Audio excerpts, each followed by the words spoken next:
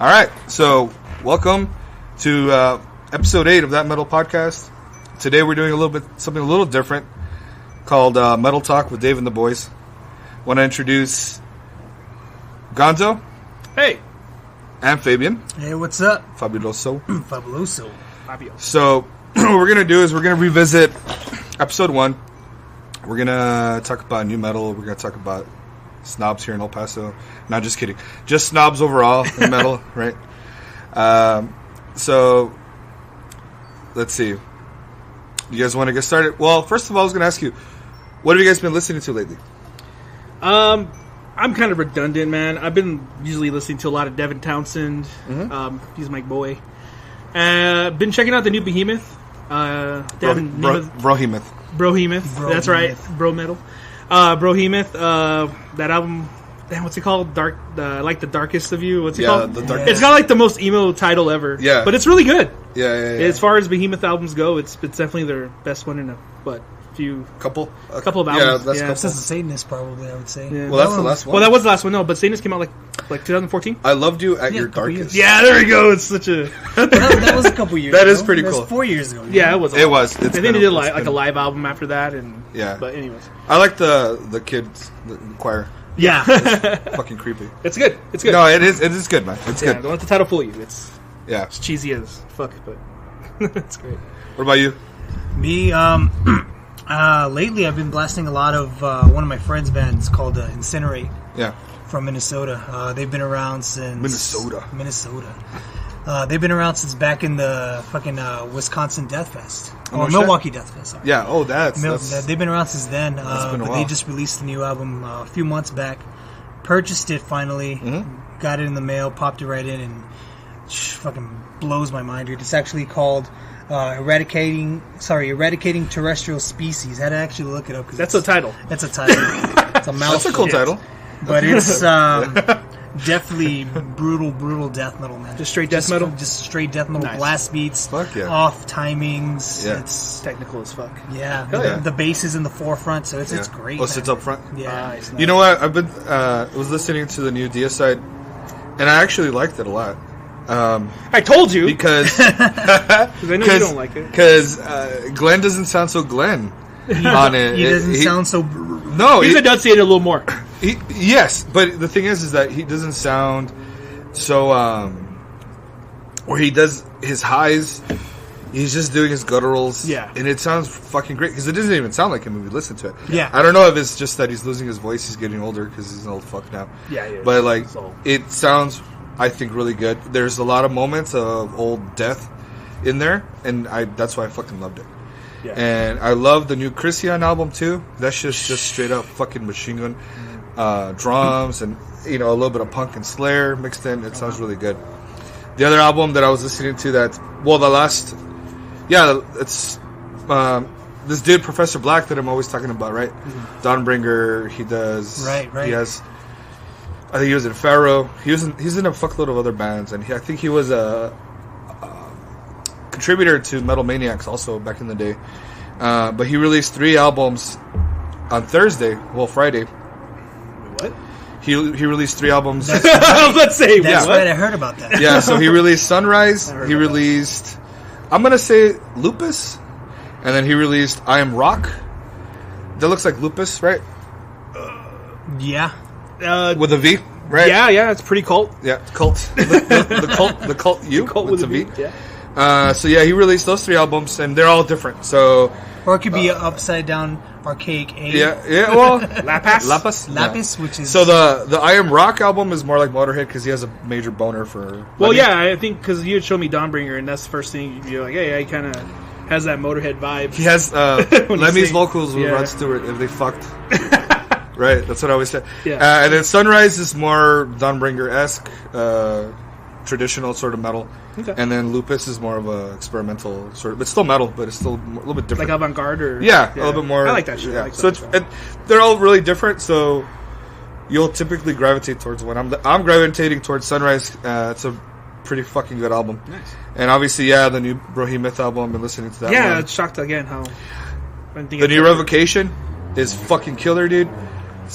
The fucking album cover is outrageous. Like, like, it's ridiculous in that if you look at it, it's this fucking monster that's fucking eating the entire universe and shit. Oh, nice. That's fucking amazing. Hell yeah. That's, you see that? nice, That's yeah. fucking Bloodborne shit. And like, I feel like, oh my god, what if there's something out there in a whole other fucking galaxy? In a whole all we other... know, we're in the gut of something. Yeah, we don't know. Yeah, I mean, black holes eat shit, but dude, that's rad. That's scary. Yeah, that's a cool ass So concept there. yeah. So I'm all about fucking giant monsters. So hell yeah. I know. So that looks pretty cool. Some kaiju shit. And it looks like, yeah, I know, right? It looks super old school. I don't know. I just like the cover. That's rad. That's fucking Yeah. dope. I like it. So today we're talking about. I'm going to revisit episode 1 because I kind of feel like we did a very broad covering of nu-metal. We could have certainly talked about more things, but we kind of went off the cuff and just. You called in the expert. Yeah. So I decided to call in the experts here. Yeah. So I have Gonzo and Fabian. They're gonna add a little bit more to it to kind of fill in the gaps of whatever I didn't talk about on the first episode. Sure thing. So, how'd you get started? What happened? Well, I'll jump in because I met Fabian back in high school. I was still listening to nu-metal when I had met him. He was already like death. He was like strictly death metal for the most part. Yeah. But I know he dabbled in a few bands with me, mostly the more hip hoppy kind of ones. But yeah. So just on topic, off topic. I actually started off with metal, listening to like White Zombie and stuff. My stepbrother had the album lying around. I was a little pubescent kid. Yeah. Raised a very Christian, and I see these covers and these decrepit pictures of like old nasty chicks with tits out and shit. Yeah, I've seen those. Really, I'm like, what the fuck am I looking at? Yeah. Oh yeah, you want to hear it? And he puts it in. And I'm like, oh shit, and that kind of like literally broadened my eyes. Like, holy shit, this is dope. Yeah. So after that, I kind of started experimenting on my own, and of course, like all kids that got picked on, I listened to Korn. Yeah. And Yeah. kind of went from there, Korn, Deftones, all that crap. I actually legit liked that stuff for many years. I have since then gotten off of it, but yeah, I mean, there's still. I know, like it's a drug and shit. Yeah, I know, right? Yeah, I'm clean. I'm about 16, 17 years clean. I was saying you weaned off of it. I got weaned off Yeah. of it. But you know what? To its credit, it did open my eyes, and it showed me. It kind of got my feet wet, and as a result, it caused me to explore. And and hearing more and more out there. Yeah. Even like Faith No More, Yeah. which they are even considered kind of godfathers of that shit. And I'm a big Mike Patton fan. Yeah. Hence back to the avant-garde shit. Right. Yes. One. There. You're right now. You're right. Yeah. You're out of serious. Sorry, refill. No, but yeah, the biggest thing with Korn, the reason why I liked it so much was again because he wrote a lot of songs about being different and not fitting in with the crowd, and I was a nerdy fat kid. I played video games before games were cool, and I was into fucking fantasy shit, and I was just like the RPGs. kids. Yes, absolutely. RPGs, those kids from Stranger yeah. Things. I was literally that, Yeah. but in the 90s, Right. a little younger than that. Yeah. Yeah. At any rate, but yeah, I just felt it so relatable, just like especially the first album from Korn. Yeah. Lyrically. Yes, absolutely. Yeah. Before he started trying to get all edge master on us. Well, he always Yeah. was, Yeah. the cussing and whatever. Right. But like the song Faggot, which is off the first album, that Yeah. song was. Yeah, he chose faggot as the primary example of being called a faggot in high school or in school. I don't know. You didn't really specify what grade he was in when that shit happened, but I was picked on a lot. I mean, I'm a fat kid. People make fun of me. Oh, you play fucking video games? Get the fuck out of here, loser. Yeah. Fucking last to be picked to play football in school. I was that kid. Right. I always felt like shit. I was always like, kind of a loner. Yeah. And I heard this shit, and I just it spoke to me. And then I just and then for some reason, of all bands, Korn was one of the bands that I would listen to everything for some reason. And I know they're not a prime example because they're not that technical. Right. At least on the guitar field.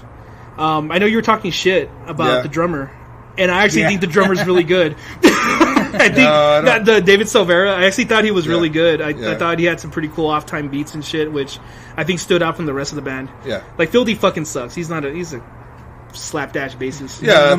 No matter what string he plays, I feel like they all fucking flopping off like his fucking dick. Out. Yeah. Just flopping between And the that's legs. probably what he plays it with. Probably he swung it low enough. He might as well. No shit, he had that shit by his knees. But I really liked it, and then and I was like kind of like borderline obsessed with them, and I actually like, back then, early days of the internet, I was on I can't think of it. I think it was like cornweb.net or some shit, some weird fan site.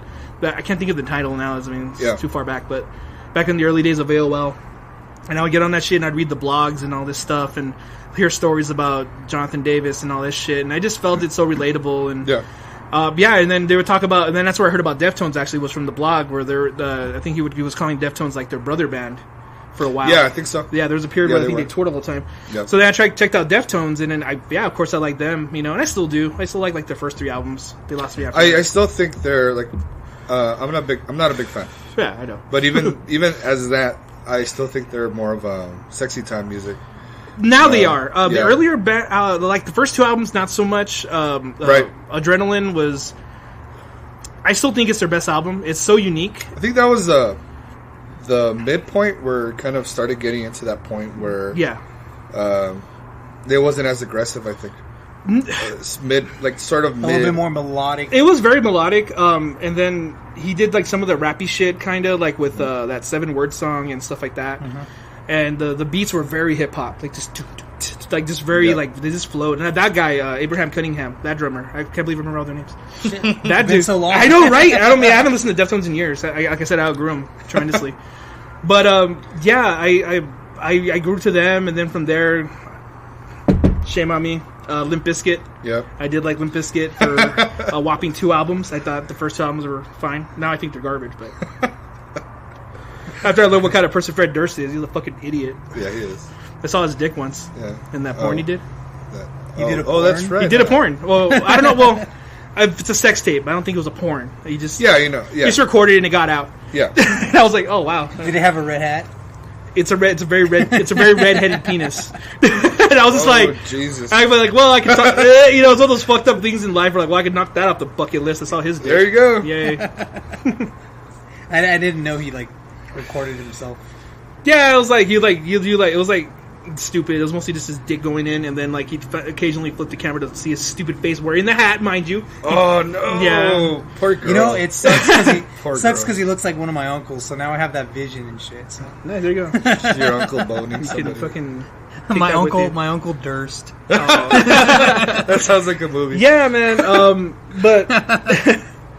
Yeah, I mean, like, I legit liked it, dude. I was always about it, and I was the kid with the Korn shirt, in high school, And I liked Korn again. I liked them for, 4 albums, I think. It was right around high school where I started kind of, the end of high school is kind of where I started... Follow the Leader era? Yeah, that was kind of where I started getting off of it a little bit. You started getting your butterfly wings? Kind of, right? Transitioning. Well, what actually happened, ironically, and again, it's kind of, funny how I mentioned Devin Townsend. Oh, that's right. So, while I was still listening to Nu-Metal... Mondo, he's a friend, mutual friend that me and Fabian had in high school. Yeah. He introduced me to Strapping Young Lad, which City. Oh shit. Yeah. So that was the first. That's a monster of an. That was album, one of the first. Hell yeah, it was, and it just opened my eyes. And then from there, I started checking out more thrashy shit. Slayer and whatnot. Yeah. And this went from there, but Nu-Metal, it's good training wheels, I think. Yeah. Which is what I've always preached. That's what it is. Yeah. It's good for babies for metal band. Even for kids, early teens, to just kids. It's a good way to get them into metal. If they like it, then they can further explore it on their own. If they really truly like it. Absolutely. And I even knew some cholos and shit in high school that liked that shit too. And mostly because they like the hip hop elements of it. Yeah. And so like I said, there's other.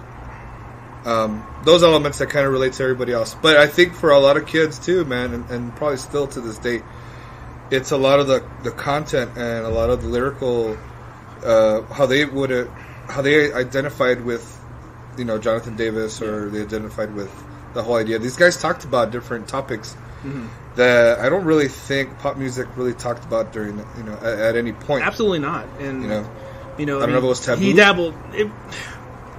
Maybe then it was. I mean, now not so much because now everyone's being molested. But yeah, that's true. Yeah. But yeah, I mean, he, and he dabbled singing about being molested with that Daddy song and right. Shit. That's and then you hear him crying at the end. He's just fucking. He just lost it. Yeah, it's Ross Robinson, man. He has a way of antagonizing singers into cutting loose. I think that's what he was known for. Really is squeezing blood from a rock out of people and just getting them to like fall up, like just to like borderline fall apart while they're recording. He was the one that I was saying that I didn't like. Ross Robinson? Yeah. He's the one who created nu-metal, pretty much. Kind of. He was like at the forefront of it. Responsible. I think he did like the first 2. Deftones, I think. No, that was Terry Date. He did the first 2. I think he did the first one. I'm not 100% sure on Around the Fur. I know he did Limp Bizkit though. Ross Robinson. Ross Robinson did the first Limp Bizkit for sure, where he did the Faith cover. That's right. Stupid shit. Yeah. And I thought, fucking, I don't know how old I was back then. It was like 96, I think, when the album came out. So I was probably like 14 or something. This is the shit. I thought, oh wow, he did this fucking lame song from George Michael. It made it fucking heavy. Looking back, it's fucking stupid. If that's what you want to call it. I know Fabian never liked Limp Bizkit, not for a second. No, not at all. He'd roll his eyes whenever I'd play it. But I know, like, I wasn't too long ago. I remember correctly. We were hanging out in your garage, and we were actually listening to Life is Peachy. Yeah. And just talking, and like, just kind of, it's very reminiscent for me. Yeah. Even today, like, if I actually do have the first 2 Korn albums and the first 2 Deftone albums on my Spotify and shit. Yeah. And I still listen to them. I mean, there's just like memories tied to that shit. Good memories, really. It was a simpler time, man. It totally was. Life was peachy. Life was. Peachy. It's not bad now, but yeah, it definitely was. Back then when I was finding myself and shit. Yeah. Nowadays, life's more like a sour grape. Yeah, that's true. Fucking bills.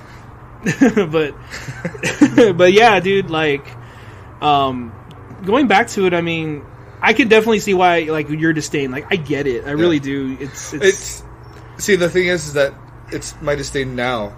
Mm-hmm. Like, as growing up, the same way you didn't really have anybody to show you music. Yeah. For a long time, I had to go my way. I had to like find things and discover them on my own. Magazines, whatever we talked. Yeah. About before. And stupid circus magazine. Yeah. That had all the Nu-Metal kids on there. Well, I bought. I was strictly because that's all I liked was Metal Maniacs. That's all I would buy. And then Brave Words and Bloody Knuckles came out later in high school. Yeah. But really, I tried because I was listening to Metallica. I was listening to Pantera. You know, like Primus. I was the one dude listening to Primus. Oh, Primus is great. Yeah. Yes. People were just always making fucking fun of me all the time, dude. And I was like, what the fuck, dude? His Primus. They're badass. Like, they're actually really good. He literally didn't get into Metallica because he was too good. Right. That's literally why they didn't want him. He outshined fucking Kurt and James. And not only that, they got the dude from Possessed, the old 80s band. Yeah. I think he's the guitarist. He's playing for fucking Primus. So they're like, fuck off, guys. Anyways. Well, sorry you mentioned that. Mm-hmm. Fantomas is fucking the drummer's Dave Lombardo. Right. Just, So there's But Dave Lombardo plays in like everybody's band. He does. He does, but... He does. I think he's in. What is he in right now? He's Suicidal. He's in Suicidal right now. I'm pretty sure Dave Lombardo's an honorary member of Wu-Tang, probably. Yeah, right. Probably. He goes to all their parties. Yeah. See, but the thing is like, all right. So I tried listening to all of those. Yeah. I was already listening to those bands I was mentioning. I was listening to Rage Against the Machine. Oh yeah, I like that. But then I tried listening to. Good call. I tried listening to System of a Down when they first came out, and that was a clusterfuck. I couldn't take it, dude. Let me tell you, my secret shame. Yeah, I like them. Oh god, I like them I like their first 2 albums as well. Yeah, and after that, again, because the second album came out, I think right around the time I graduated. So what was their second album? I can't think of the name. I had the Hollywood cover. It looked like Hollywood. System of a Down. Toxicity. Is it? Toxicity? Probably. Yeah, the one with aerials. I know the first one had like the hand, right? Yeah. That one was all right. I don't know. Let me ask you though, dude. I've always wondered because we never really talk about it this much. Why do you hate nu-metal, or like why do you have a disdain for it? What about it rubs you so wrong? Like just wondering. Like I just like to get because you're very well spoken and you're very well educated in the world of metal. You're a stand-up guy. You're a good guy. Why? Why do you hate it so much? What about it? I felt like it was just too simple. Is that what it is? It was really too simple. Okay. It was just very what I call baby metal.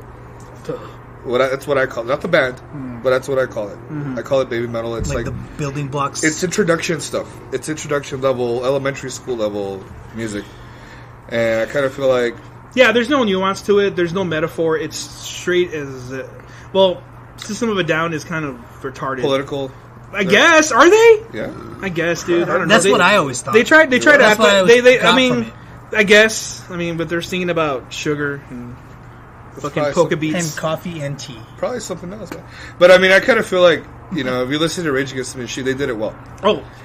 Those guys. I still think Rage Against the Machine is awesome. They're fucking their first album, dude, sounds amazing. It's good. They're incredibly something talented. about it. It almost has like just a straight because musically it's not metal. I mean, it's heavy. It is metal, but It's got like a tinge of it's almost like metal, you know? just straight rock Right. music, almost just straight rock.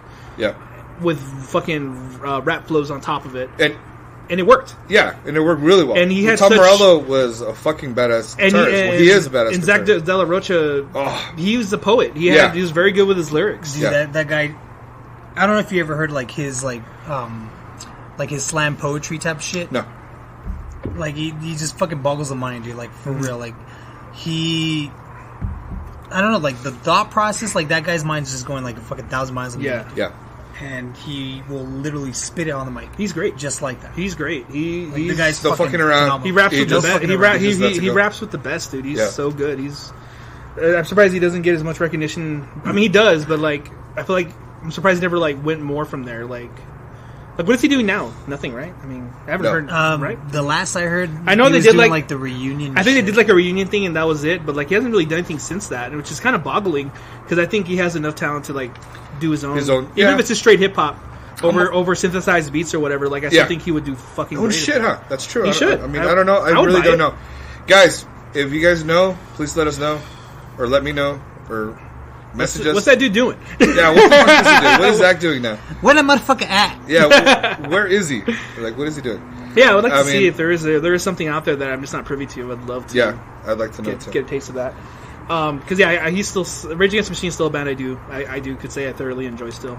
Me too. Yeah, I like them still. yeah, very much. But I mean, I just couldn't stand it, dude. Yeah, because that was kind of like a weird place because I started off with those bands, you know.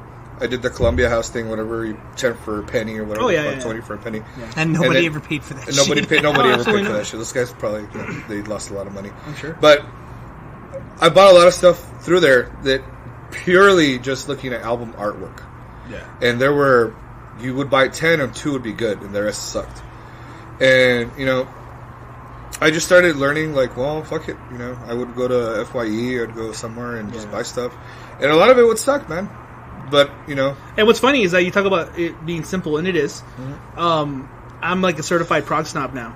yeah, I love my favorite. If I were to pick a favorite genre of music besides like Gothenburg Melodeath, because Yeah. I love that shit too. yeah, me too. But if I had to pick another thing, then it probably edges it slightly by like a millimeter, is like prog metal. And like, I agree with you. yeah, when when you're talking about like Between the Buried and Me Yeah. and all that shit, and I was like, hell yeah, absolutely. Or early Opeth and yeah, fucking Catatonia and Arion, if you want to do that whole Yeah. orgy That's- of amazements. that's a whole or Argent in general. Yeah. His he's- shit is just his fucking Star One. And man. you Star you One, are dude. the one that introduced me to it. I always remember that one time we were hanging out and you were playing it, and it was like, yeah, it's got your boy James LaBrie and shit. That's And right. I'm like, oh fuck, and Dream Theater is one of my favorite bands, which Yeah. I get. There's a lot of hate for Dream Theater, man. I don't know why. I don't get it. I don't Like, get it why? either. They don't offend anybody. They're fucking great. They're I very don't know. talented. I don't know. Like, well, is it because they're talented? Because John Petrucci is a beast. I mean, like, why? Are you mad? He's a big man too, man. He's fucking He's like in his 50s Yeah. too. built. I don't know why there is a lot of hate. I don't get it. I don't get it. Like a lot of the places, like a lot of the pages I follow on Facebook, they rip on Dream Theater. I don't know. I love the memes though. They're pretty funny. Excuse me. I guess Yeah. because kind of like when you go to a show and there's always that local band that just over the top sweet guitar picking. Yeah. I think people think that this is just a show off band. Yeah. And Okay. that's probably okay. what it is. I guess, but You know, when I saw them, I got to see them in Gigantour with Megadeth. Yeah. They did. that's a hell of a lineup. Yeah, it was Dream Theater, Fear Factory, Symphony X, Oh shit. and Damn, what a lineup! I forgot who else played. I think High on Fire. I'm not sure, but a lot of these bands played. Yeah. And they played a few songs, and then it was just jerking off.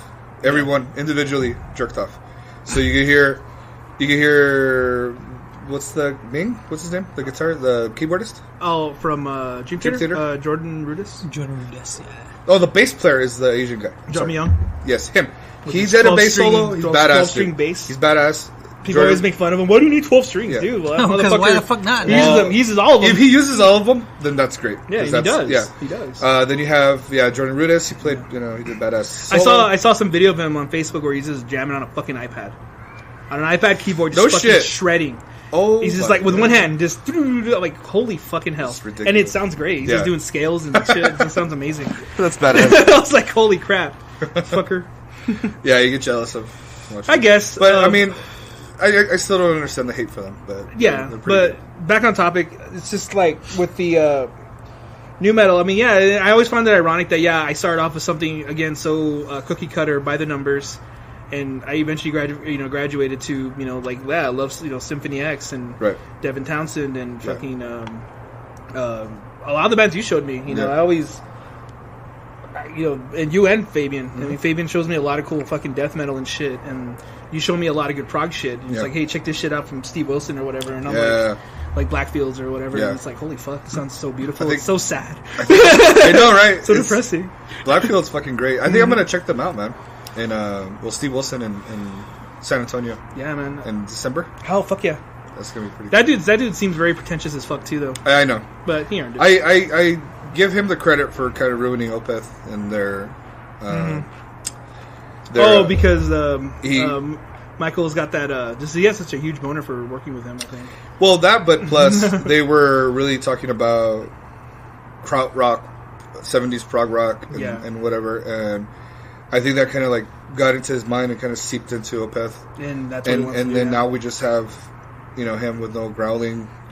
We have Bropeth. We have Bropeth, and people are like, I mean, it's not. I mean, Opeth now. I mean, they're not terrible. They're not bad, but that's not why a lot of fans got into them. So no, exactly. I mean, it was a combination of the prog and the death metal elements that they did so well, and so beautifully.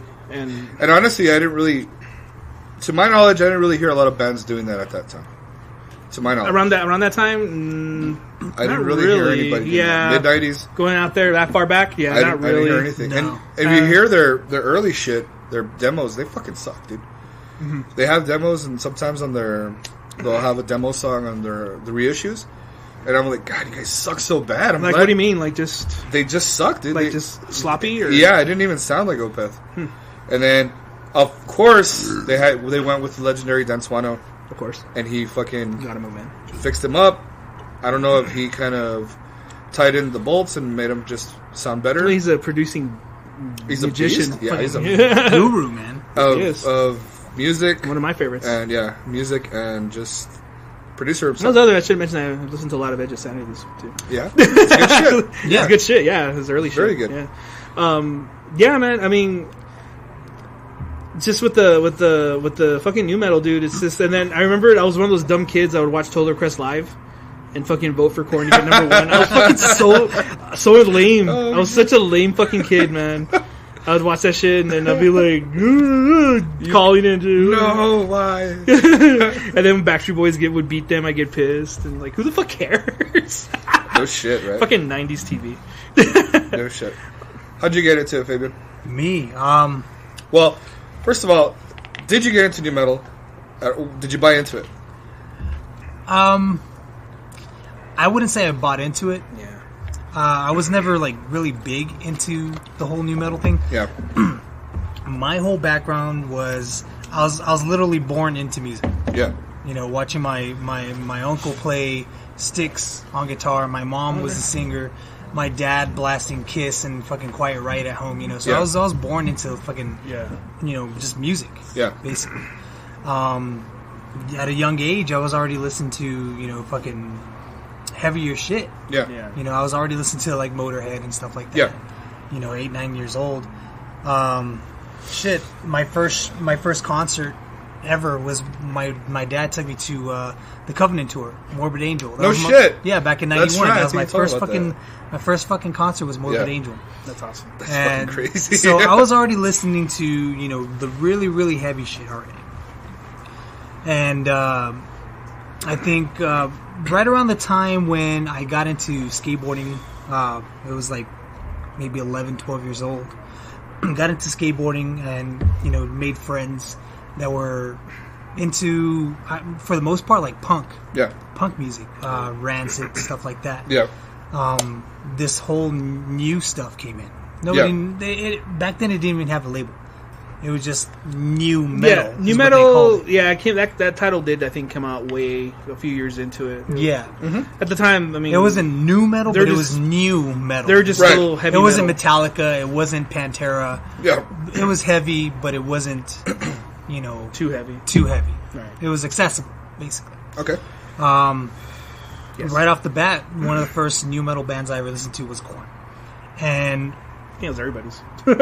at that time, it was like, what, 94, 95? Yeah, 94. The first album came out, I think, in like 94. Yeah, it came out in 94. So I heard that stuff from another skateboard friend, and I was like, oh shit, this is different. Yeah. It's different. So I was like, holy shit, you know, let me get that shit on tape. Didn't check it out. You know, record it for me. Record that CD for me. Yeah. And I would blast it all the time.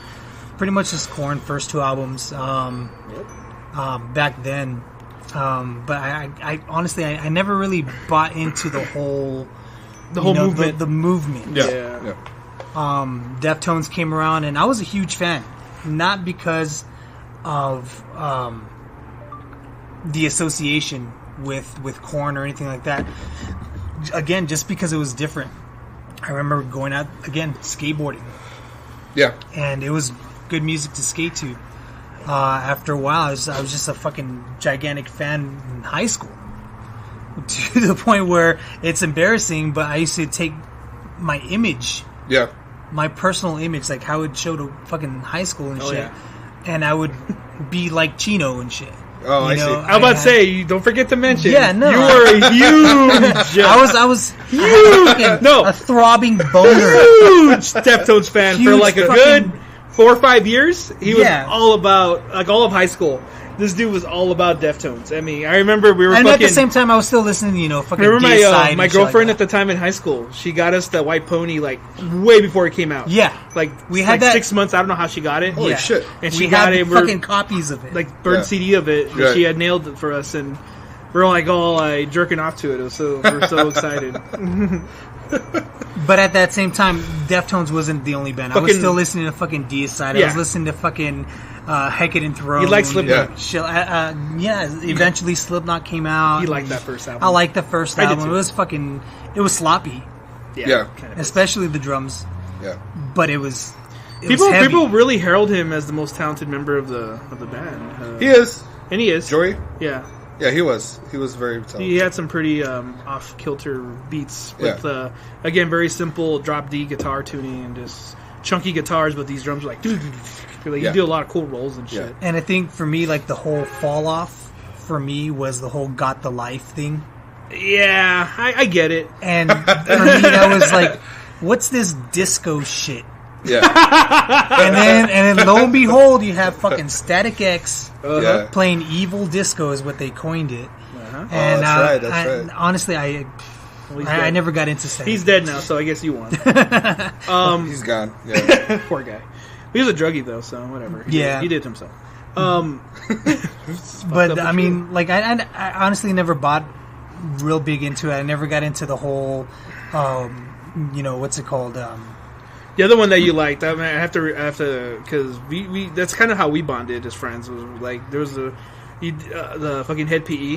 Head PE. The first album is still PE. really good. I think. I don't know if you ever heard of him, David. Actually, Yeah. Gonzo showed me Head PE. It was a good Head PE for the uninitiated. Now they suck really bad. I think they still write albums, but Yeah, my friend, actually my co-host Josh is going to have a show with them That's funny. Nice. Soon. I don't know if it's already. I don't know why it's funny, but that's funny. Yeah, I don't know if it's soon, But or soonish. but here's the thing with Head PE though, and this is like why I always liked them. To me, it's very fucking hip hop, and I'm a huge it's hip hop fan. super hip hop, and more hip hop than the average new metal band. And even then, they weren't really metal. They were a really good combination of fucking Metal reggae and punk. Yes. Yeah.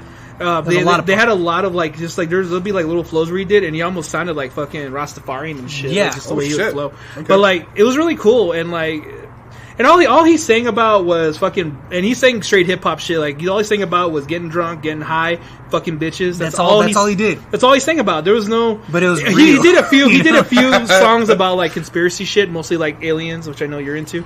Like into the aliens. Yeah, he did a lot of the whole like 2012 end of the world, aliens are coming to get us, like that whole thing. He had a whole Thing on that.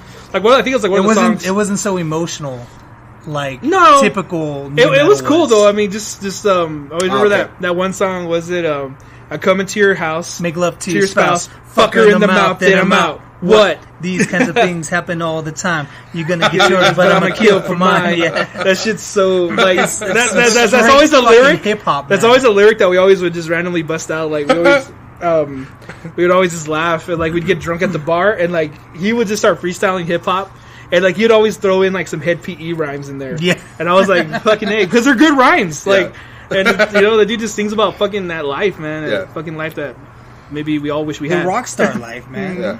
Getting wasted, So he did that for 2 albums. fucking bitches. And then there was an album he made. They made called Blackout or Black Eye, or I can't think of the title. It was the one after Broke. Oh yeah, Broke is a good album. That was a good album. That was the second album. That one was still really good. And then he did some album called Blackout or some shit. And I don't know. It was really bad. Like I remember I bought it and I was mad because I bought shit. it because I was like, wow, what? That bad? Why? Damn. And Okay. I can't remember why I didn't like it, but I think a lot of it was just like the quality of the rhymes and shit just Yeah. went there. And again, like the first album, I listened to it like a few weeks ago. I still listen to it. I like it a lot. You know, I think I heard of. I believe my first introduction to them was Dee Snider's Strangeland, Uh-huh. the movie. And they had the soundtrack, and I think they were on there.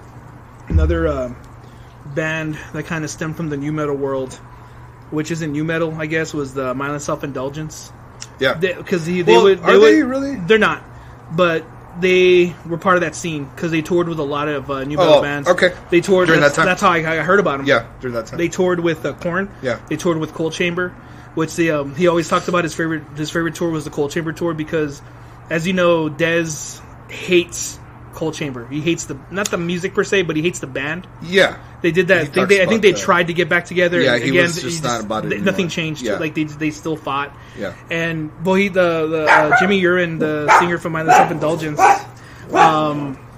had come around saying that one of his favorite tours was Cold Chamber because halfway through the tour they got in a huge fight on stage. They walked off on stage, and Mindless Self-Indulgence just proceeded to finish the tour without them, but they were still on the fucking card. Holy shit. So people would get so pissed, Yeah. because they're all there for Cold Chamber, and then they get this fucking dude in a pink suit, fucking Butterfly wings. butterfly wings, like fairy wings on his back, just fucking. If those who have heard Mindless Self-Indulgence's music, it's not that. It's not it. It's Describe not, it. What is it? It's like a combination of like punk rock and techno, I guess. If Yeah. you really wanted to like break it down. Okay. And a little bit of rap. Yeah, he did flow. He still does. I still like Mindless Self-Indulgence to this very day. I still listen to them to this very day. Yeah. I think he pulled the plug on that. Now I think the singer's doing he does like game soundtracks and movie soundtracks a lot. He was actually in Guardians of the Galaxy, the second movie. Okay. He was Oh yeah, I think you told me about that. yeah, he's one of the fucking thugs for Yondu. The Right. yeah, The blue so dude, yeah, he was one of his thugs that ends up getting killed horribly in that movie.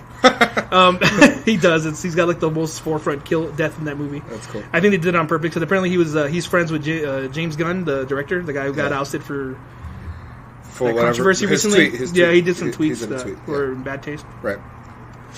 But why I liked Mindless Self-Indulgence was because he's this fucking middle-aged white guy. Yeah. He's old as fuck. Well, back then he was already. He was hitting old 40. then. He Yeah, was hitting 40. I think he's in his already. 50s now, but he was old then. And this 6 foot tall, skinny as fuck dude in a pink suit, and his lyrics were just like, stupid. Like, there's no way around it. And he knew it was stupid. He had no delusions of what he was doing. That's why I respected him. You even see that their Like, live shows. he And knew- the live shows. Oh, just, I've seen My Self-Indulgence like 6 times, I think. Holy shit. I love that band. Yeah. They're fun to see, actually. But yeah, I mean, his lyrics were just like just stupid as hell, and like and he throw in like these little like his weird noises. he has man. he does falsettos. He's got a very no high shit. voice. He does Okay. a lot of like Mariah Carey glass breaking falsettos. Holy yeah, shit. really high. And I've never really heard.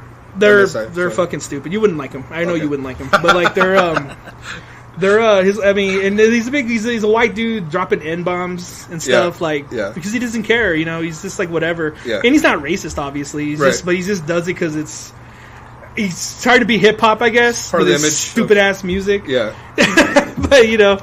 And for that little bit of shock value. Yeah, probably. He knew what he's actually a really smart guy. He knows what he's doing. But yeah, man, Nu-Metal just kind of was just this door, and it just kind of like is this web of bullshit that just kind of made me the man I am today. You know, at age 35, you know, I'll go from one day, you know, listening to fucking Behemoth. Yeah. And fucking the new Deicide or whatever. Right. And then I'll go from that, and then I go, you know what? Let me put on fucking Frankenstein Girls Would Be Strangely Sexy by Mindless Self-Indulgence. That's the title. Yeah. You know, and the other thing I found hilarious about them, which he kind of got out of that in the later albums, but like he used to, all their songs were like a minute long. Yeah. Really? Yeah, like the first album was like fucking, I think like 20 minutes. Yeah. And it's like a full length, like track-wise it's full length. It's like 16 tracks. Yeah. But it's like 20 minutes long. The whole album? The whole album. Holy fuck. And then that album I just mentioned, it's 30 tracks long. Yeah. Less than an hour. Wow. It's like 40. It's like a 40 Well, that's minute not, album. I mean, But it's funny, you Yeah. know. And he sings about fucking masturbating and how Yeah. he can't get laid and shit. how do you pick your favorite songs like that, man? I have my favorites. Yeah? For the people who are curious about mindless Because self-indulgence, it's fun, basically. in It's the fun. in the year of our Lord 2018, who want Yeah. to know about mindless self-indulgence, I could recommend "Bitches," "Tornado," Okay. Tornado. "Pussy All Night." Songs. Yeah, these are song titles. Okay. "Backmass Warning," which is a really good song, I think, actually. Yeah. Those are from their first 2 albums. Their first 2 albums are their best. And the funny thing is that the last thing he released before he pulled the plug on Mindless Self-Indulgence was, I can't think of the name of the title. I'm so bad with titles. I think it's called Pink. And all it is just, because he used to be all brooding and dark. Oh, yeah? And he really wanted to be Trent Reznor. Oh, I see. He wanted to be very Nine Inch Nails. This fucking, he's singing about fucking suicide and Satan and shit, and he did all that, and he released those tracks before he pulled the plug. Lyrically, he was starting talking about all that. Yeah, and the songs were full-length songs. I mean, we're talking 4, 5, 6 minute songs. You know, they're very synthy and very changed. industrial as fuck. So it changed. The right. music changed a lot. I guess because I don't know if it was because it was going nowhere for him, and he decided just to be stupid, Yeah. and which worked. Yeah. But I mean, going back and listening to the dark brooding shit, as corny and edgelord as it is, Yeah. I think it's pretty good. I enjoy that album. And, you know, he's singing about fucking how what's that song called? He did a song about how it should have been him on the cross, and he hates that Jesus took all the spotlight. It's fucking stupid, dude. Damn. It's fucking corny. It's like the most edgelord, fucking angry high school kid bullshit ever. And you could tell it was being edgy for the sake of being edgy. Okay. You could totally tell, and I think that's what it was. And I think he eventually thought, you know what? Who the fuck cares? I'm just gonna do what I'm gonna do, and whatever. And it ended up taking off for him. And they have quite the cult following. Yeah, actually. yeah, I know that. I know that's true. Yeah, they're. I don't know why I'm talking about him so much. Yeah. So what do you think happened then? You know, you just stopped listening to stuff. You started listening to more prog, more. Yeah, dude. Like and again, I have to, and it sounds weird because it's of all people, but like, is Devin Townsend that opened my eyes to everything else, really, and because of him, I started giving bands. I honestly like, and I don't like him that much now either. But back in high school, everyone loved Slayer. Mm-hmm. Even you did. I like Slayer for a period. Yeah. Yes, and I thought Slayer were so samey and boring. Yeah, they are. And they are. But no, you're right. You're absolutely right. They are, and I wasn't wrong. And I like Slayer now. I like, the first, like, the 80s Slayer, 80s era Slayer, and, like, up into probably Seasons of the Abyss, I guess, is probably their last legit album. I think everything after that. Yeah. Seasoning the obese. Seasons of the Obese. hey, we call it fat. No, but Fat joke. it kind of is. It's a title joke. It is, but like I think I thought all that shit sounded samey, and I didn't have an appreciation for what it was, and then I didn't like Deicide, and again, shame on me. I'm going to say it because we're being honest. Yeah. My argument was I don't like it because you can't understand it, because I was always trying to be like, well, Korn speaks to me, man. Yeah, Their lyrics fucking they cut into my soul, man. Poetry, bro. Fucking, I get, you don't get it, man. He lived these fucking stories, and he probably did. I'm sure he did. No, I know. I don't think you can fake those tears in Daddy. No, I'm pretty sure. no. I'm pretty sure he lived that shit. He had a fucked up upbringing, whatever. Right. And I use that as the excuse, like, well, if you can't understand it, where's the connection? Right. But then at that time, that's such a stupid thing to say, because now that I've matured, and ironically, my music taste got heavier and heavier as the years went by, I learned to appreciate more than just lyrical content. It's not just about that, because again, I listened to Mindless Self-Indulgence, which is fucking stupid. Yeah. And I started understanding, like, well, I like them, but they're dumb. They have no, There's no lyrical substance there. They don't. And I was So this brings up my next topic of conversation that I think is important. So then, you hear a lot about elitism in metal. You hear a lot about snobs in metal. Yeah. And you hear about that, why? Yeah. Dave. So I've been called on more than one occasion a snob. Yeah. Been called one at work. Yeah. So I'm sure we've all been called one at one point. Oh yeah, absolutely. Yeah, definitely. I have a coworker. His name is Fabian also. And I'm gonna tell him that guy. Yeah. I'm gonna tell him to listen to this because I'm on Facebook. Hey, Fabian. Fuck you, man. Nah, just kidding. He's a cool guy. But no, seriously, fuck you, man. He's a cool dude, but I sat with him for a few months at work. We shared a cubicle. Yeah. And because he knew I was a metalhead. I mean, it's no mystery. I'm like one of the only guys with long hair at work. So I have to wear business casual clothes, but all my shirts are black, all my ties are black, all my slacks are black. I come in all black. You gotta try to still play the part. I gotta try. Yeah. I know it's not for fashion, all but and shit. Yeah. With a suit and all that. Yeah. Armani suit. Yeah, Slipknot with the Armani suits. Remember? Yeah. But anyways, like They did that? yeah, there was like they're on it. It was like back. It was a long time ago. Anyways, it's. But he would always go like, "Oh, so Gonz, you're a metalhead." I go, "Oh, fuck yeah, hell yeah, dude!" And I was like, "Oh, cool, I'm sharing a cubicle with a metalhead." He proceeds to name out bands, and I'm like, "No, no. You know what? I liked them for a bit. No." And he's a big Deftones fan. Yeah. He's a big Tool fan. Yeah. Oh no. He loves Hate. Oh, yeah. no. So that's how I wanted to hear this. He loves Hatebreed. Yeah. Oh no. And he went. No, here's the time. Yeah, pretty much every song. No. Do that for every album. They But do. yeah, he's gonna get mad. He's probably Five gonna. Finger Death Punch. You know what? I don't think so. Oh wow. I don't think so. I might Maybe be wrong. because he hasn't heard him yet. Probably. No, he probably has. He has to. But he likes he's very much into. Everybody has. Whether He's they want it very to much. or I don't know not. what you call this type of metalhead. He's very much into like the. He likes Kill Switch Engage. He likes As I Lay Dying. He likes Hatebreed. He likes. That was the. I'm trying to think of other bands. The new. They all fit in that category. The new wave of heavy metal. Yeah, that I was guess, the new whatever wave of you wanna heavy call metal. it. The early 2000s. And he's a lot younger than me, I think. I think he's still in his 20s. That's the genre that ruined everything. I remember you mentioned that. Metalcore. Yeah, I think he said mentioned that. it. Yes, I think he likes metalcore. That's the word. I'm sorry. I don't like Fucking think of it. metalcore, dude. Well, at any rate, again, I'm not ripping on him. He's a really cool dude. But the point I'm trying to make is that he was like, "You don't fucking like anything." I go, "No, I like a lot of shit. I like a fuck ton of shit, dude. Like, I like more bands than I could name." So that's what he was saying to you. He was just Because you didn't agree with those bands. Because not at all, right? Right. I think Tool's fucking trash. It's They a are. stereotype. It's a stereotype. Like, dude, okay, you got long hair, you like metal, you gotta like this. You have to like this because Right. you're a metalhead. Yeah. You know Same what? shit happened to me at Really one time. quick. I was at fucking work one time. I have to say this really quick. Mastodon sucks. Yes. Yes. Go ahead. We'll talk about that right now. Yeah. Go ahead. It goes back to the stereotype. Is like, one time I was at work. I'm literally in the bathroom taking a piss on my break. And I'm going to wash my hands, and some guy's like, "Hey, man, are you going to go to the Guns N' Roses concert?" And I was like, "No." How dare you? And he's like, what do you mean no? Where do you get you're a rocker? No, I don't wear spandex, bro. Hey, fool. No, you gotta like them. You have long hair. And I was like, really? That's it. That's your justification, is that I have long hair. That's the initiation, you didn't know?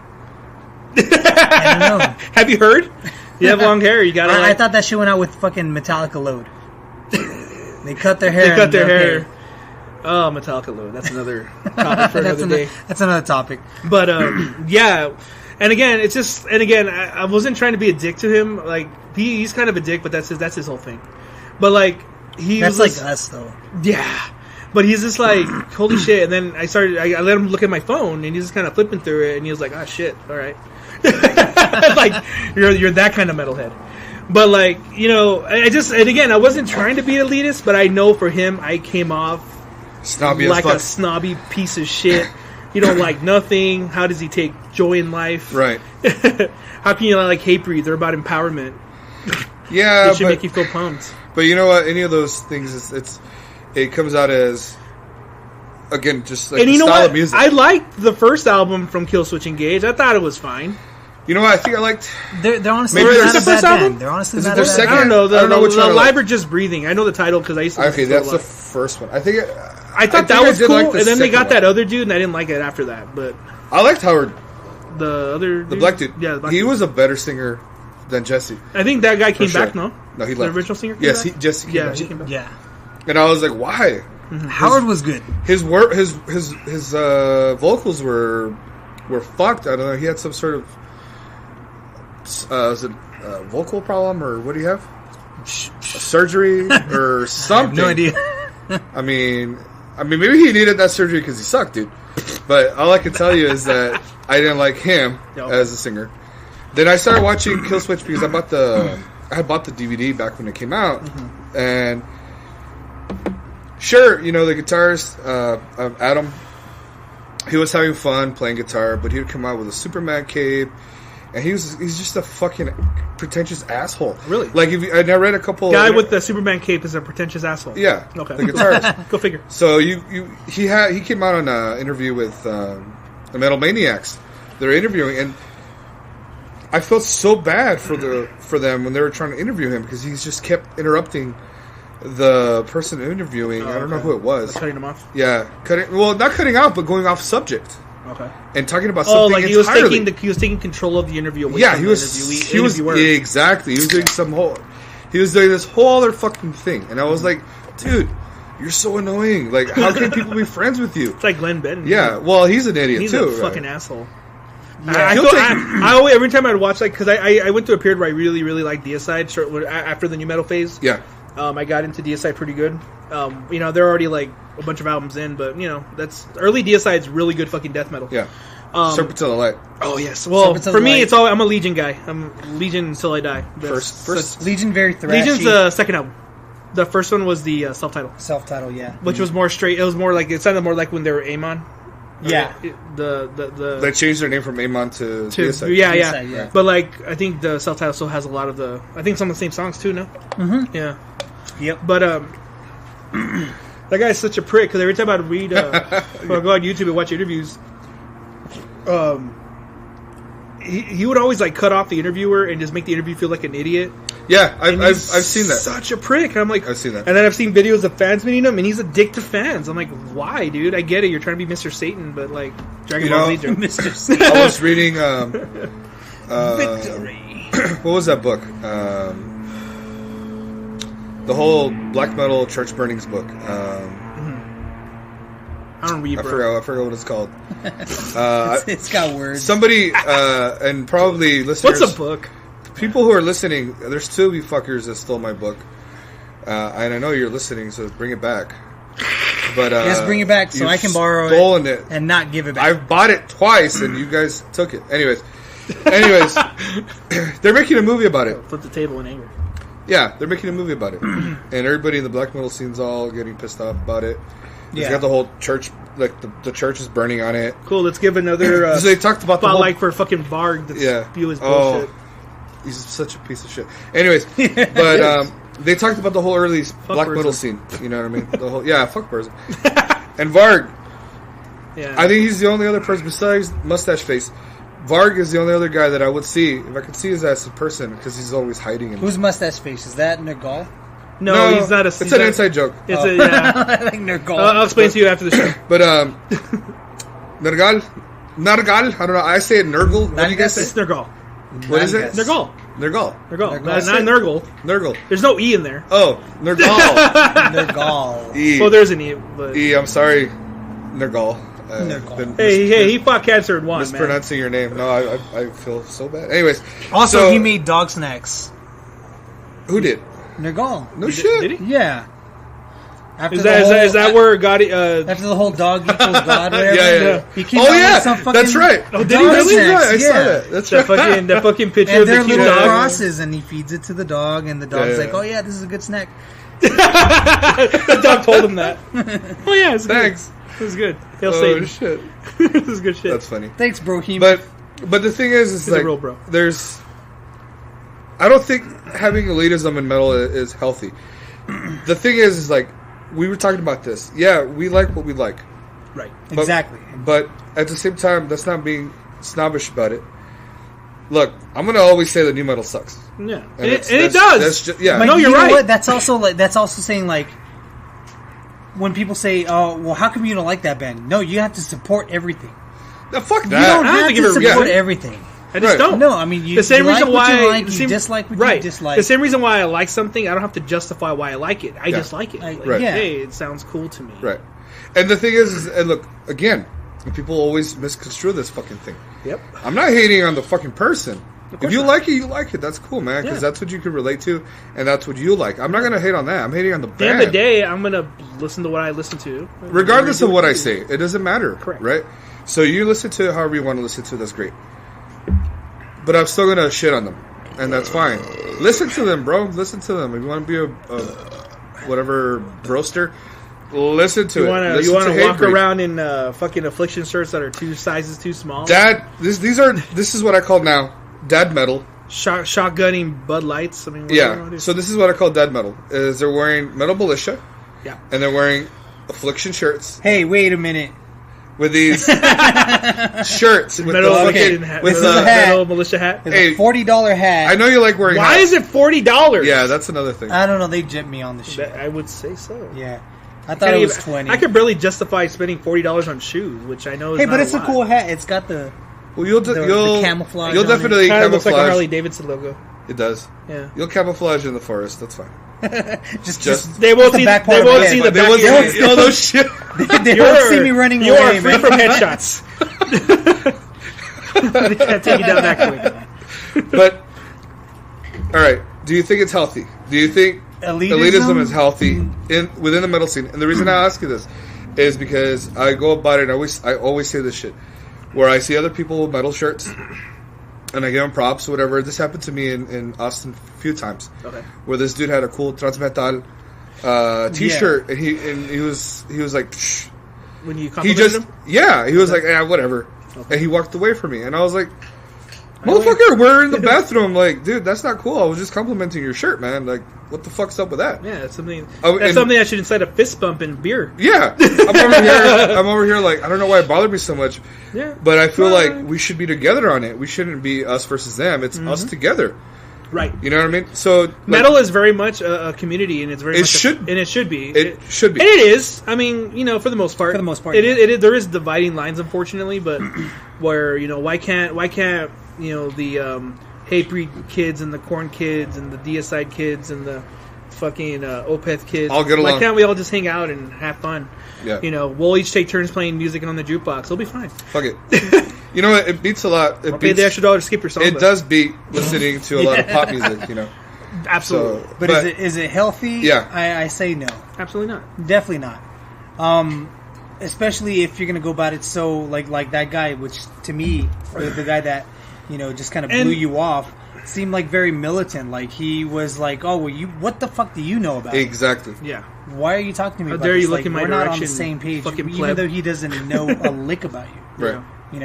Yeah, and it's not. For all I know, And you it guys have everything in common. You don't even know. Right, and that's the thing. That's what happens a lot, And I love that you've seen that video of those two metalheads when they go into the convenience store Yeah, and they see each other's shirts, and they're like, and they're like instant best friends. Yeah, they're imagining being instant best friends, and they're just like saying, that's how it should be. Nice shirt. And it's just like that's how it should be. Yeah, I mean, there's no reason to be a dick. There really isn't. And and again, as someone who's into multiple facets of entertainment, there's toxicity in everything. There's always going to be toxic people. Is there toxicity in the city? Oh, you need to stop. You need to stop.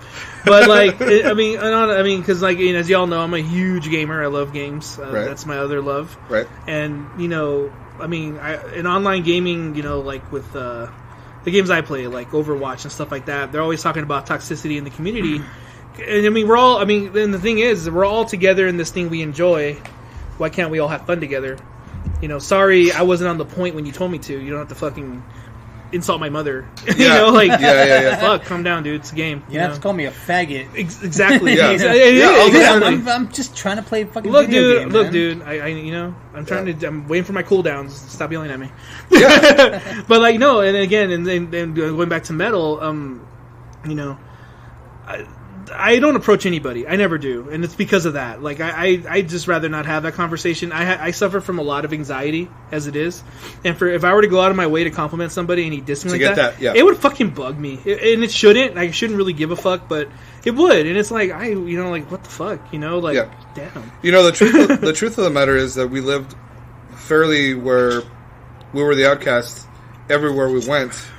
Because of what we wore, the shirts that we wore, the music that we listened to, the way we wore our hair, and for these, for other metalheads to do the same thing to you, you grow your hair, David. Yeah, I know. For these people, I know. You keep telling me, man.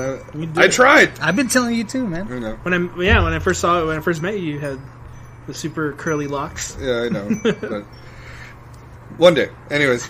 So next year, but yeah, for us to be going against that most of our lives, me 25 years, why the fuck do we have to be dealing with it with each other?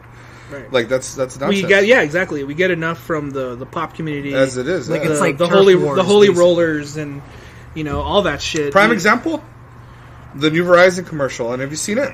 No. Oh, the guy at the beach who plays metal. He plays metal, and they're like, no, Dave. Oh yeah. No, Dave. Not now. This is a party. Yeah. Play, and then he plays this fucking electronic hip hop shit. And everyone's like, yeah. Like, dude. Let the guy play some fucking metal, man. Dude, Trigosaurus Rex, right here. I got so Trigosaurus Rex. I got so mad, dude. Yeah, no, I got that too. I was like, man, that pissed me off, they use metal as a joke. Yeah, fuck you, Verizon. But fuck you. That's why I don't have. You know what? No, it's not. You know what? Europe has it. Europe has it on the fucking point. Yep. When they're making Doritos commercials and it's a fucking black metal band. Oh yeah. Have you seen that one? It's like a chip commercial. Yeah. And the guy's on stage and he eats a Dorito and he spits fucking fire, like a typical fucking black metal show, right? Fucking cover of fucking. But it's a fucking Immortal. Doritos commercial, man. That's fucking cool, dude. Mm-hmm. See, this is the problem. Like we have metal is popular the world over, except here in the U.S. Except here, yeah. And then where a lot of the bands they have metal awards, come out here. Like proper metal awards. Yeah. Not like the best fucking charts. They're on the Billboard charts. And, not even. Whereas here, the Grammy Award for best metal act goes to fucking Five Finger Death Punch or whatever the fuck. It usually goes to Megadeth, Metallica, Slayer, Five Finger Death Punch. Megadeth's cool.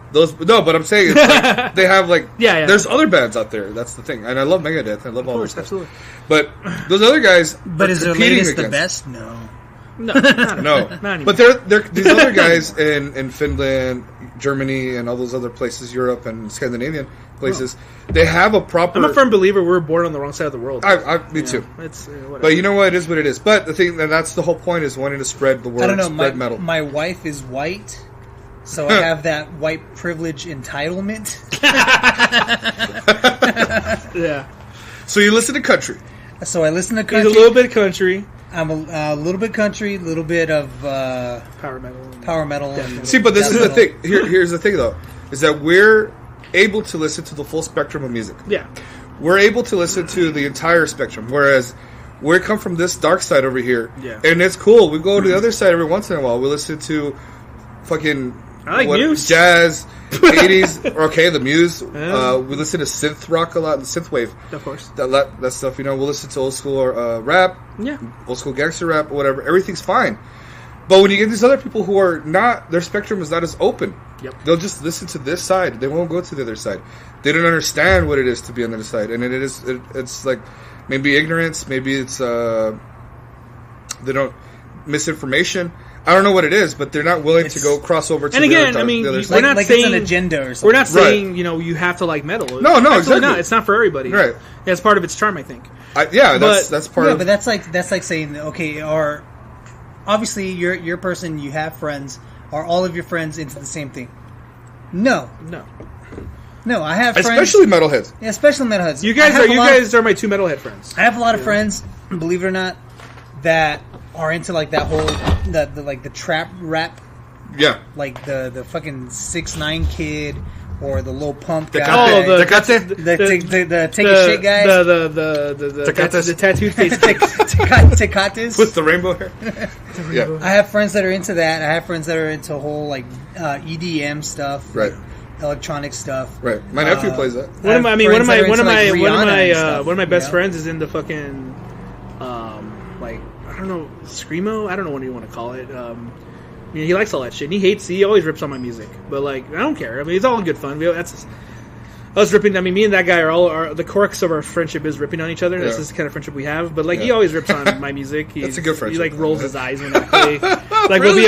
Back in he doesn't drink anymore, but back in the day when we would get drunk all the time. Yeah. I would like fucking hijack the fucking aux cable and I'll put on some fucking heavy shit, and he'd roll his eyes and shit, and he's like, ooh, and then there he goes taking it away from me, putting on fucking. Or like people always I can't do those band names anymore. They all have long names. Yeah. People always ask me like, "Hey, there's always tomorrow." Hey, you're into like that heavy, crazy metal stuff, hey, right? Fool, you a rocker, huh? You're a rocker. It's basically that conversation. You're a rocker. This, huh? Is your wife into that too? My wife's into Luke Bryan. My fiance is she's an ex mariachi. And she still loves it. I mean, she's ex-mariachi. She still helps them. Right. And, she doesn't even speak Spanish. That's the crazy thing. But she sings beautifully in it. Isn't that crazy? Mm-hmm. But, that's funny. It is. But she likes that, and she's all into the Dixie Chicks and all that stuff. Which, again, I think the differences that we have is part of what brings us together. And she's never once given me shit about what I listen to. Not once. Yeah. And that's part of what I love about her. Because she is the epiphany of how people should be. You don't have to like what I like. The epitome. But, thank you. Epitome. I'm a little drunk. What do you want? Epitome. Thank you. I'm a little high. Thank you, Webster's Dictionary. Yeah, shut up. Slurring my words. Anyways, but did I say epiphany? You said epiphany. Yeah, that's totally not what. Yeah, okay. wow. So anyways, the epitome. Yeah, she's the epitome of what people should be. Mm-hmm. And the fact that she, and again, maybe it's part of it's because, we're in love or whatever you want to say, but she's never once told me you can't listen to that.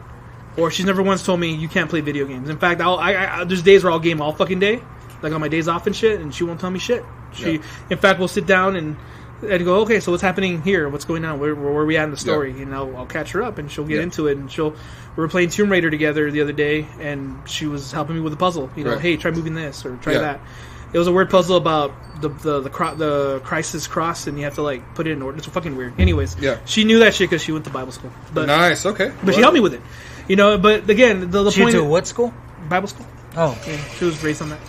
But so was I. But I fell off way earlier than she did. But like she, she always absorbs who I am. I mean, we go on road trips, and she'll be like, "Play whatever you want."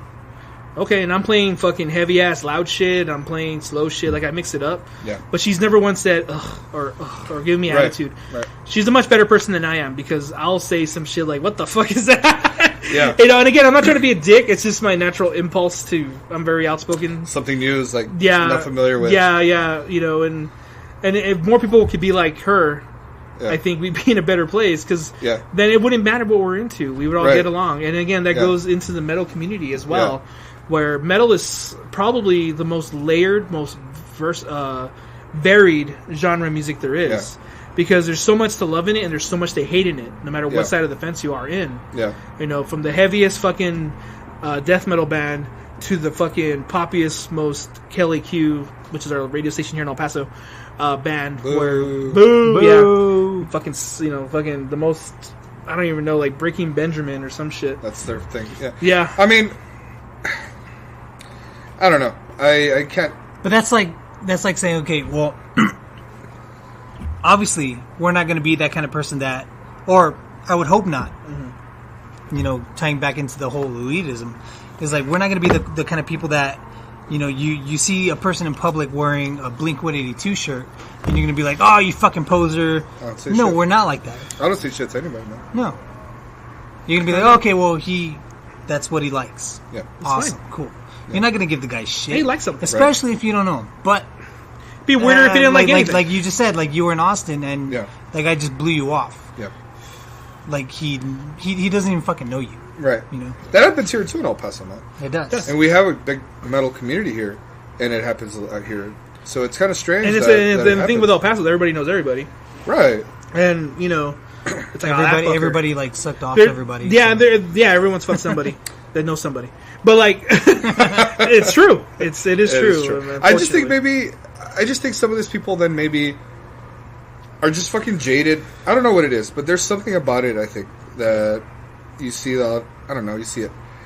So that's why I spend my time every week, every Thursday at 10 o'clock. I'll listen to see what Apple Music, what new albums come out. Yeah. And I just want to see what's out there, and I'll start listening to it. Whatever. I miss Apple Music. Yeah, I know you do. That's great. But, you know, like, I just want to see what's out there. Every week there's at least one good quality release. Yeah. It's rare when there's something that sucks. And it's cool because it tailors to your taste, so it knows what to recommend you. And more often than and Spotify does this too.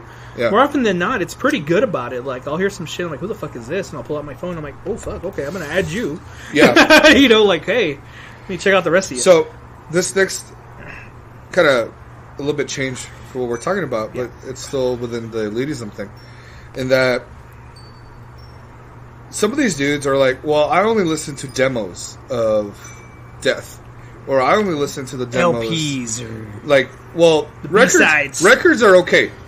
Like, records are okay to me because they're making a comeback. Yeah. Actual vinyl, that's making a comeback, I think. That's been there the whole time, but it's making a comeback. They're just cool because the artwork is all blowing up and it looks nice. It looks badass, right? Yeah. But you know what the thing is, and I know you like tapes, so you might have something to say right now. But I feel like there's these dudes who just, like, want to buy tapes.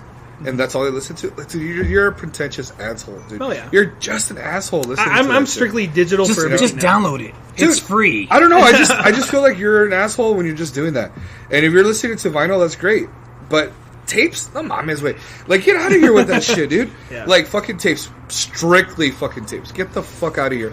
And the majority of the times, these guys are the fuckers listening to I call... Have fun flipping it to side B, motherfucker. Well, these are the dudes that I say listen to that Brazilian blackened basement fucking toy keyboard black metal or thrash that's like so shitty. They got an old rock band mic that they bought. And they have it next to a Casio. It's so shoddily produced, man. Mm-hmm. It is like so fucking crappy. And they're like, "Oh, you listen to that?" Like, oh, well, it's like that episode of Metalocalypse. There's this episode where they go to fucking like Sweden or some shit. They go to Europe and they go to a fucking black metal store and they're all like, "Hey, Burzums." Yeah, that's the name of the burger place. Oh, that's right. No, it's Dimmu Burgers. Huh? Dimmu Burgers. Dimmu Burger. Oh yeah, it's Dimmu Burger. Burzums is the. Burzums is it's another place they go to. They also go to Fintrolls. Is that the grocery store? No, Fintrolls is the grocery store. Yeah, Fintrolls is the grocery store. No, but anyways, there's this episode where they go to Europe. I think it's where Toki's dad's gonna die or some shit, so they go to Europe. Oh, that's right. And they're all fucking Christian or whatever. But anyways, and they're all like fucking weird. They're all old. Anyway, fucking Mennonites or some shit. But they all fucking. Well, there's a scene where they go to a fucking local like mom and pop black metal shop. Yeah. And they go in there and they're all going through the albums and shit. The guys or whatever, and they go, "Hey, where are all the Death Clock albums?" Yeah. And then the guy goes, "We don't carry those. Too digital." And it's literally it was totally a rip on what you just said, and I thought about it right now. Yeah. I haven't thought about that episode in years, but I just thought about that. That's exactly what it is. Yeah. The pretentious attitude of oh, this album sounds really good. It must be trash. That's fucking bullshit. That's Must convert to 92 kbps. But no, like the thing is that like. I'm me personally. I love well-produced albums. Me too. I love albums where you can hear every little facet of the drums. Me too. Every little pop of the bass. Every little fucking crunch of the guitar. I love hearing it so crisp and clean in my ears. I love it. And I personally don't like live albums. I don't. And as much as I mean, live is to They be sound bad pretty. They do. Yeah. Well, not always. Some of them are produced There's really a well. handful. But there's a very good handful. but there's You can count them on one hand. Yeah, there's a handful. but you know there's a time and place, and I think live music is best enjoyed live. I feel if I want to hear when I'm on my own and I'm fucking listening to music, I want to hear it the way it's meant to be heard. You know, I want to hear it clean. You know, and it's just my personal taste. You know, Right. and again, I don't hate live albums. I have a few that I like. You know, there's some that I really do enjoy. Again, Yeah. they're more of the well produced ones. Like I think like the Strappy and Ladd live album is really good. I know you guys don't like them, but Nine Inch Nails' live album is really fucking good. Like there's certain albums that they did a really well job in the production level. They fucking shut the fucking crowd up because I don't want to hear those motherfuckers. Right. And it sounds really good. You know, and there's some where like whenever like I would hear Surf's Up. Beer. Get one. You. Oh, no, I'm still drinking this Okay. thing. You can talk, dude. We're partaking in the devil's nectar. It's fine. It's all right. Yeah. But anyways, it's all good. It just like I always like whenever I hear like this bootleg of like I don't know Fear Factory from '92 or some shit, and I play it and it sounds like fucking trash. And I'm like, no, I won't listen to it. Well, that's what I'm saying. Like, or like if my shuffle on Spotify and a live album comes, a live version of the song comes up, I'll switch it. Yeah, me too. And there's some that sound really good. I think it was the one of fucking Bloodbath's live albums came up, and I didn't even know it was live until the very end when he started talking. Probably Love and Walking.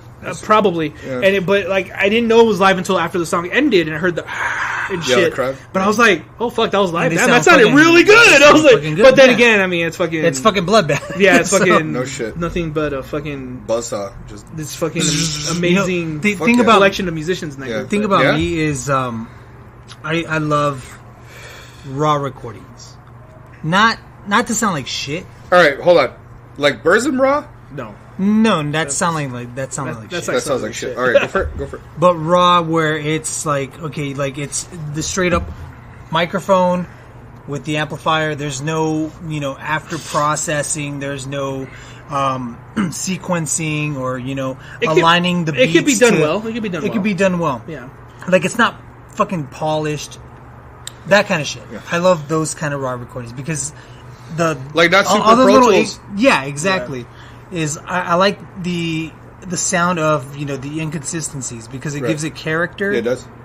And it it gives you the basically the raw emotion of what was going on when they recorded. Right. Yeah. When I recorded, a lot of early '90s metal was. In '80s, that's why it sounded so fucking good. Very raw, very heavy. Yeah. You had a lot of the back sounding, especially like in Injustice for All. Oh. You had the boom boom from the amps. Such a beautiful like the bass bouncing off of the wall behind it. Yeah. You had that. Yeah. And that the bass. That bass.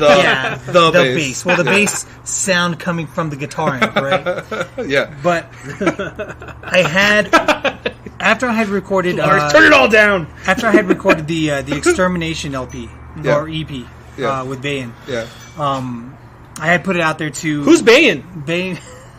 We're gonna get into that. Okay. Bayan is obviously my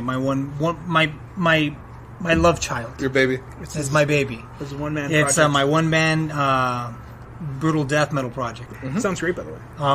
It's very influenced by Aliens. Yeah, it's aliens. I like how you put that little shill in there. That's cool.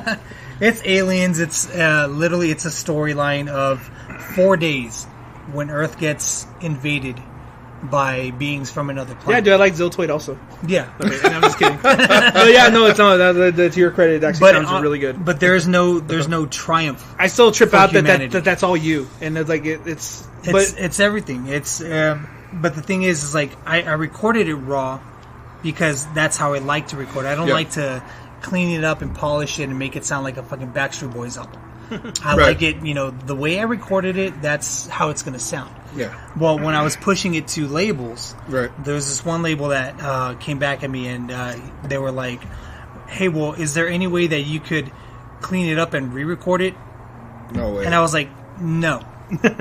There's no way. Re-recording? What the fuck? And it's not like it's not that I was too lazy to re-record it and make it sound nice. It's like, no, I don't like that kind That's of the sound. vision you went for. That's the vision I went It wasn't. for. It wasn't an accident. It's supposed to be a destructive You want a album. director's cut all the time. Exactly. It's supposed to sound destructive. Yeah. There's supposed to be, the redlining on the fucking EQ. Yeah. There's supposed to be little nuances, things like that, things you hear in the background Right.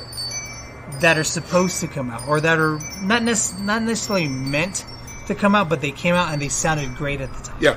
Yeah. And that's what I was trying to capture. Yeah. Polished recordings for me doesn't do a thing. I like. You know what? I do like polished recordings. I also like the somewhat how you're mentioning the raw recordings, but it can't be that bad. You know what I mean? Like, so you listen to It can't a lot be of 92 kbps. if you listen, Again, it can't be a fucking Xbox mic on the floor picking everything up. I mean, if you listen to like early melodic death metal from Gothenburg, whatever, a lot of those bands, whatever, Yeah. you could hear it sounds raw, and Yeah. that sounds fucking great. Yeah. So a lot of early '90s, like Like even the old early death Gates metal. of Ishtar. Yeah. Oh fuck, that's a prime example.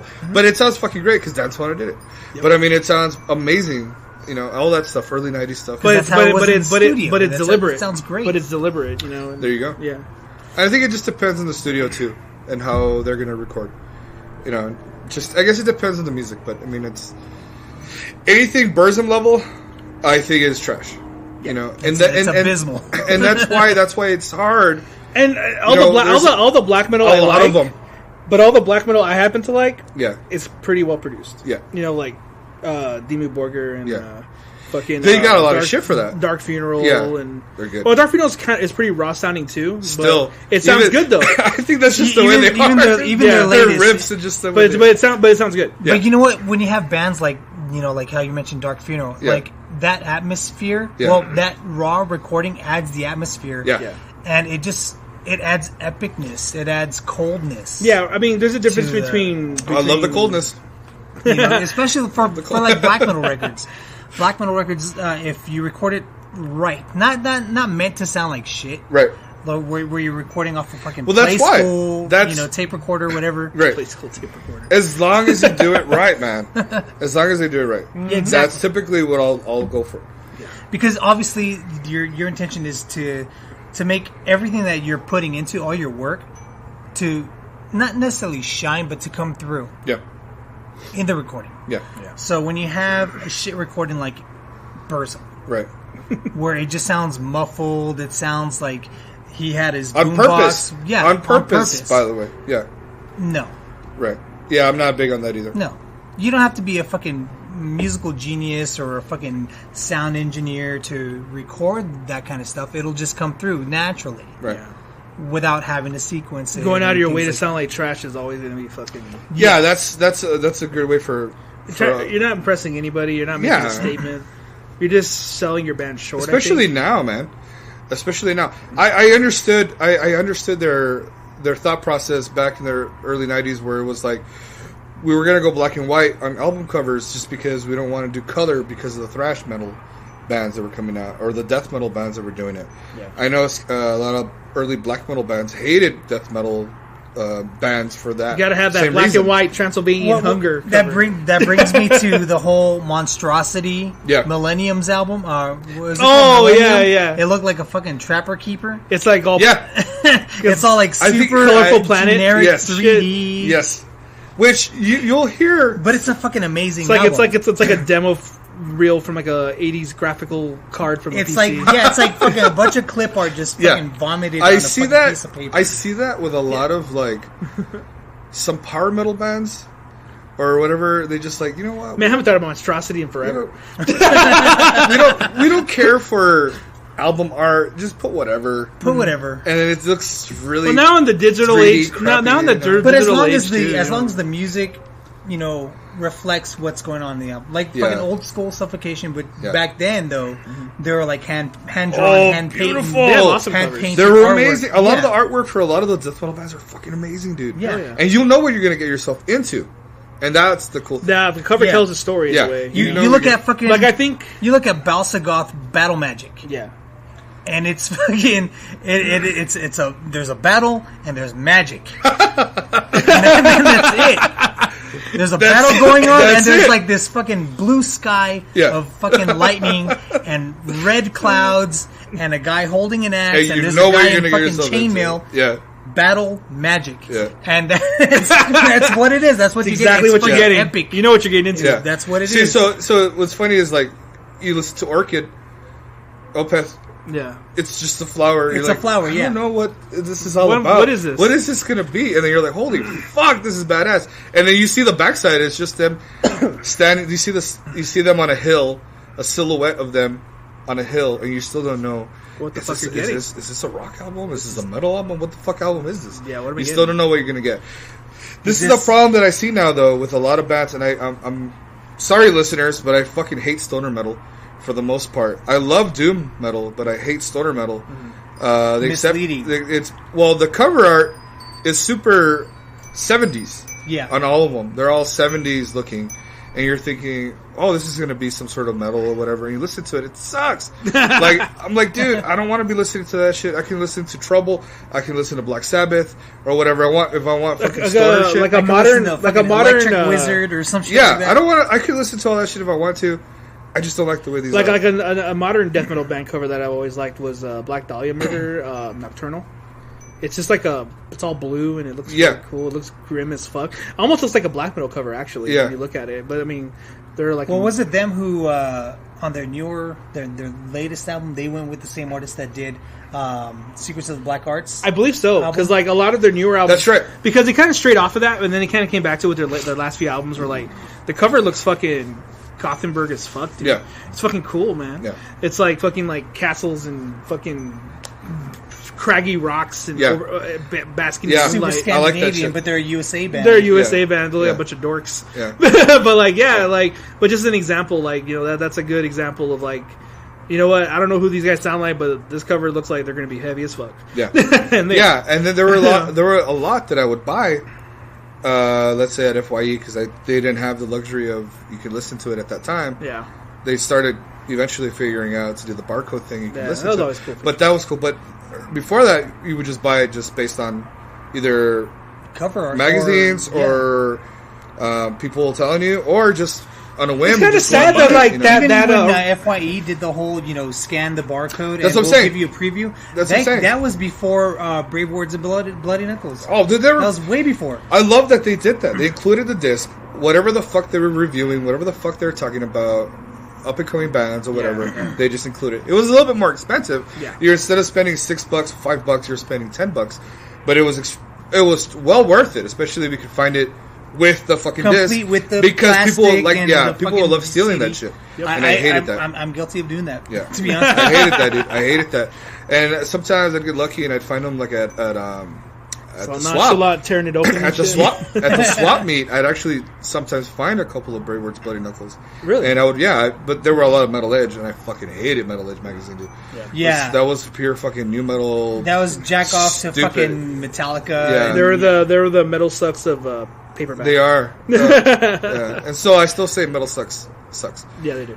We got to bring that up at least. Metal sucks dick. Mm-hmm. You heard that, motherfuckers? Yeah, like I mean, like I was telling you the other day. The other day, they're all like Metal Injection and Metal Sucks were both talking about the fucking Stormy Daniels banging under Vinnie Paul's drum set. I'm like, that like vaguely resembles Metal News. I don't. I don't understand. I don't like. Sorry if I don't give a shit. That's So is Vinnie Paul guilty of rape or? it doesn't matter now. But like, as far as like the cover, I'm sorry, the cover. What the fuck? As far as the fucking the article, I was just like, who the fuck cares? Yeah. Like, oh my god, like, what does this have to do with anything? This is not Metal News. I'm sorry. I don't know. Just this fucking porn star having to bang under a drum riser. Like, who the fuck cares? Guess what? I think when it comes Guess what? It's no secret. Porn stars probably fuck a lot. Yeah. It happens. Yeah. And so do rock stars, and Vinnie Paul was one. And then Well, they didn't say that I didn't really She read didn't it. bang him. Yeah, it just I said... thought she banged him. I didn't read the article. I didn't want to give him the click. I just saw that. I just saw the fucking fucking article come up twice on the same within the same minute. I saw the same article come up twice, and I was like, oh my god. I won't give Metal Sucks that satisfaction. I fuck hate no. them so much. But I don't know. I just think there's back to what we're saying. Like I just really don't know if within the metal world or the metal community, if we should probably be better to each other, kind of like Bill and Ted. What is it? Be excellent, to each other. Absolutely. Right. God gave rock and roll to you. So, with that being said, Station. Never cower, metal power. Holla. Laters. Woo! Laters.